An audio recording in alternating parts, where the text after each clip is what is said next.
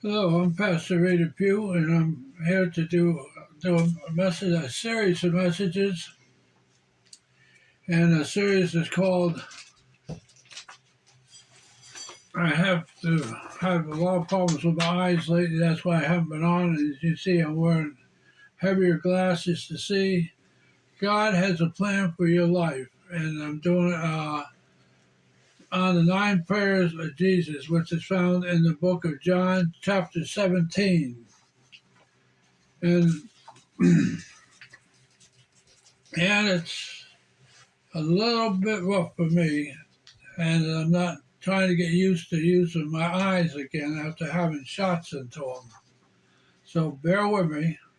It's very aggravating to me. I'm trying to get used to working like this. Oh, please. I need your prayers, a lot of prayer. What will you do when a unique calling from God on your life? What are you going to do with this calling that God gives you? Are you going to just pass it up? Just let it go? Or are you going to do something about it? Will you bury in the ground like the servant with the 1 talent did as in Matthew 24:14 to 36 did? The guy is going to give you this talent, gives you a talent, and you're going to bury it in the ground like he did and just walk away and leave it there? Or are you going to take that talent and do something with it? Like the other one, he was given 5 talents. He took it out, and when the master come back, he says, "Here's your 5 talents. I gained 5 talents." The other one was given 4 talents. He went out and he took the 4 talents and said, "Here's your 4 talents, master. I give you five, brought you back 4 talents. I invested 4 talents." The one who was given the 1 talent, he took it and he buried it.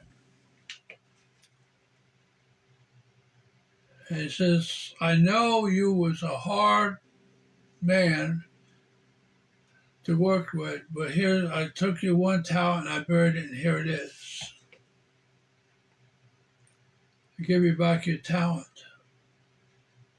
And he said, "You worthless slave. You should have took my talent and put it in the bank and give it back to me. I would have had the usury on that talent, or the interest that the bank drew would have paid on it.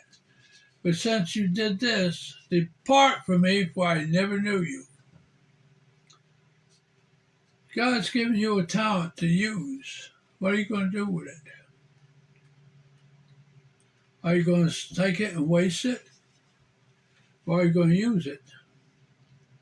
Because there's going to come a day you're going to stand before the Lord, and you're going to have to give an account what you did with that talent. It's a sad, sad thing to stand before the Lord on Judgment Day and says, "Depart from me, for I never, never knew you." Because when you depart on a situation like that, there's only one stop. That's the pits of hell and the lake of fire, where the fire never ends, and the pain and the agony never ends. And you're there every day, every night, for all eternity, because you didn't use the talent that you was given.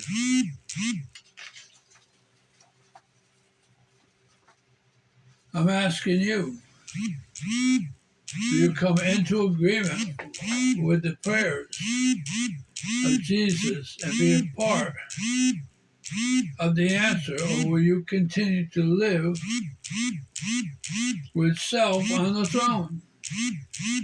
You going to put yourself on the throne, stay on the throne, with all its hurts, ego, deficiency, selfishness, deception, and be clouded, narrow-minded, world with the clouded, narrow-minded worldview to ruin your life? Or are you going to climb off that throne and do something about it?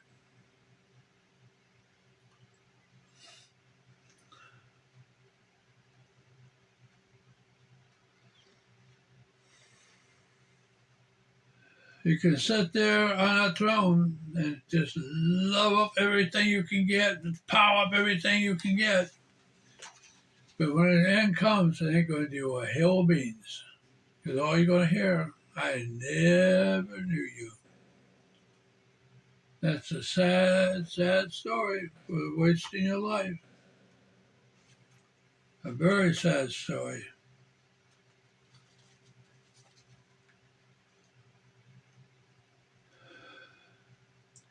The issue of knowing and loving God's plan for your life may seem complex, but it's really a blessing.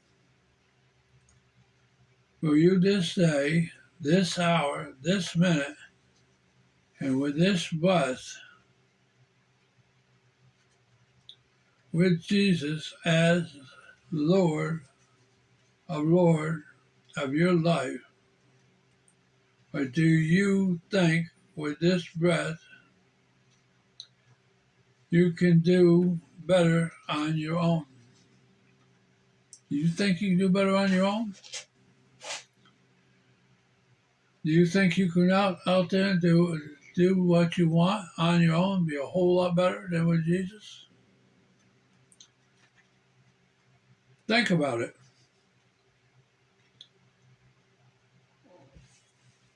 All the hard times and trouble you had in your life.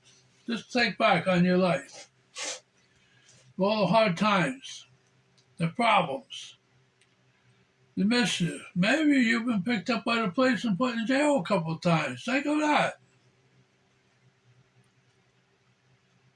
The problems you might have caused your parents if you're a young man.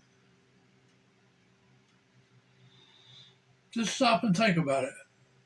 What you went through. Maybe you're on drugs right now, going through a hard time. Don't you wish you had something better, hadn't done that? Wish life was a little bit better? Because each day you stay there, it's going to get a whole lot harder and a whole lot harder. Knock comes on the door. There's the law. Where you been? What are you doing? Where you going today? Where you going to be tonight? They start questioning you. And after a while, that slide comes out and you start going down and down and down. So after a while, there's no picking yourself up and coming back. You're stuck. There's only one way out. That's know the Lord. Put your faith and trust in Him. This is the moment to make the decision that will influence this and every moment following for the remainder of your life. Think of tomorrow. Think for the remainder of your life, what you're going to be. It may be difficult, but I wouldn't want to live any other way. For me personally, I wouldn't live any way. You see, I've been there. I just turned 80 years old last month. And for the first 40 years, I was a bum. 20 of those years, I was an alcoholic. I was on Skid Row. So I know what I'm talking about. I lost my license. I was put in jail for overnight. I was hauled out. I was laughed at. I was ridiculed. So you can't tell me nothing about the other side of that life. Right now, as a Christian and a pastor, I wouldn't have it any other way. I wished I knew back 40-some years ago what I know today. My life would have been a whole lot better, a whole lot easier. I wouldn't have been in a mess then that I went through. But you see, the Lord had to teach me a lesson. He had to take me down to the school of hard knocks. But I will tell you one thing, buddy. You get in the Lord's woodshed, and you come out of that woodshed, I guarantee you'll never want to go back again. Because when he goes up alongside you, Gluteus Maximus, and then boxes your ears, you know you've been in a tough struggle. You've been in a fight. And I guarantee you, you don't want to see those doors of that woodshed again. Because you're going to be for a long, long, tough road. And one road that you don't want to hold again.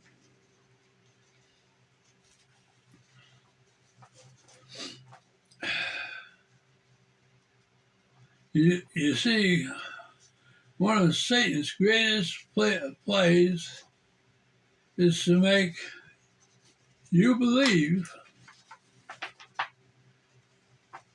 that this living,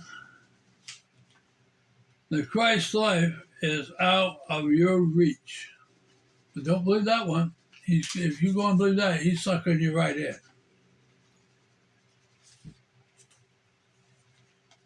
He would have us to idolize a rock star or a sports hero. He would have us think you could only be like them. But it must take much great talent and determination to do what they do. But I got news for you.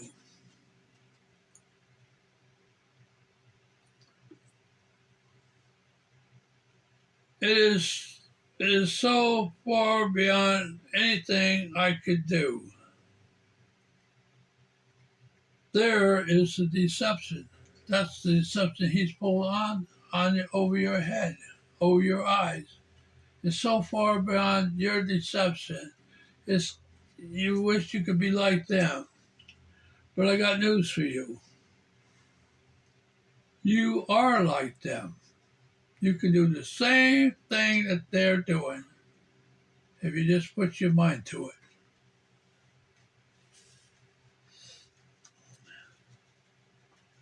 You see, in God's eyes, all that matters is your obedience to his will. You see, huge meetings don't matter, or big churches don't matter. Incredible missions outreaches don't matter. And these are all necessary, but important thing is the obedience. To be obedient to God's will, to be obedient to his calling. How obedient are you to God's word? If God's calling you to do something, are you obedient to it? Or are you turning your back on it, walk away and say, well, I'll wait till tomorrow. Maybe I'll get around to it. Well, tomorrow may come and go, and you still haven't done it. Are you obedient to his calling? He's only going to call you once. He might call you twice. But after that, forget it. We need to come into agreement with God and his word. See, that's what you need to do. We need to come into agreement with the prayer of Jesus. These 9 prayers that's in this chapter, we need to come into agreement with that. The works of Jesus and the greater works will only come through the church when we as Christians come into an agreement with his word, his will, and the 9 prayers that it's in John chapter 17. Then, and only then, will the whole thing come together. And are you in agreement? Are you willing to do these things? May God bless you. Stay safe. Take care of yourself. And most of all, be obedient to God's will. Have a good day. Bye-bye.